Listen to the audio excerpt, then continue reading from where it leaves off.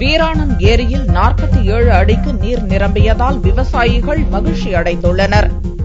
கடலூர் மாவட்டம் காட்டுமன்னார் கோவிலில் உள்ள பெரிய ஏரியான வீராணம் ஏரி குடிநீர் ஆதாரமாகவும் விவசாய தேவைக்கும் பயன்பட்டு வருகிறது. கீழ் அணையிலிருந்து வடவாறு வழியாக அரியலூர், பெரம்பலூர் மாவட்டங்களிலிருந்து வரும் செங்கால் ஓடை மற்றும் கருவாட்டு ஓடை வழியாக வீராணத்திற்கு தண்ணீர் வருகிறது. இதன் மூலம் 1 லட்சம் ஏக்கர் விவசாய நிலங்கள் பயன்பெறுகிறது. சென்னை மக்களின் குடிநீர் தேவைக்காக வீராணத்திலிருந்து தினமும் 74 கன அடி நீர் விநியோகம் செய்யப்படுகிறது. கடந்த 10 நாட்களாக கீழ் அணையிலிருந்து வடவாறு வழியாக வினாடிக்கு 575 கன அடி நீர் திறந்துவிடப்பட்டது. தற்போது ஏரியின் மொத்த கொள்ளளவான 47.50 அடியில் 47.10 அடி நீர் நிரம்பியுள்ளது. வீராணம் ஏரியிலிருந்து சென்னைக்கு 74 கன அடி நீரும் விவசாய சாகுபடிக்கு 34 மதகுகள் வாயிலாக 350 கன அடி நீரும் அனுப்பி வைக்கப்படுகிறது. இதனால் விவசாயிகள் பெரிதும் மகிழ்ச்சி அடைந்துள்ளனர்.